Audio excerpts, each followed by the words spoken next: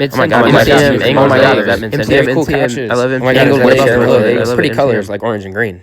But no one asks why mid-century modern. Everyone in Portland is absolutely obsessed with mid-century modern right now. I mean, we see the rummers, we see the teak wood everywhere, and we see the tapered legs. But have you ever really stopped and asked why? I mean, like, why did this specific look get just so much traction in the world in the 50s and 60s? Now, it really wasn't just a random trend. In fact, it was a radical and psychological rebellion. So come on, let's break down the why behind the wood. Now, before mid-century modern, the ideal home was essentially just a series of dark and closed-off boxes.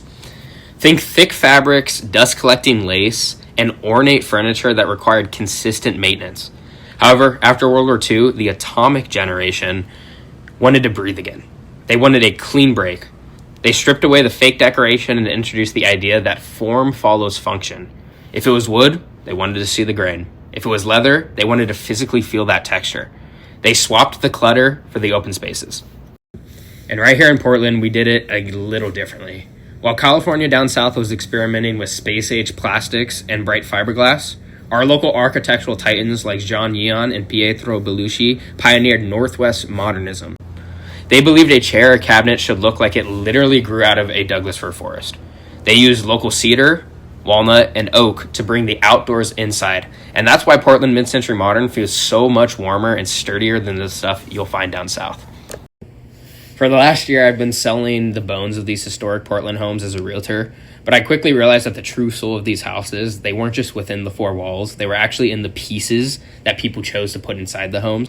So that's why I'm officially moving from selling the houses to curating the furniture and the small items that defined these eras to put into those houses. So I'm sourcing our city's architectural DNA so that you can actually own a piece of it.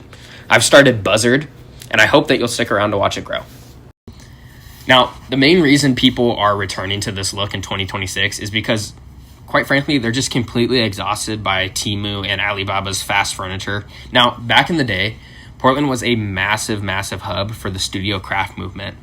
Local companies like BP John Furniture were building pieces with old-growth wood and joinery meant to last centuries. When you buy a vintage 1960s dresser, you aren't just buying storage. You're buying an heirloom piece that was already survived 60 years of Portland history and is ready for 60 more.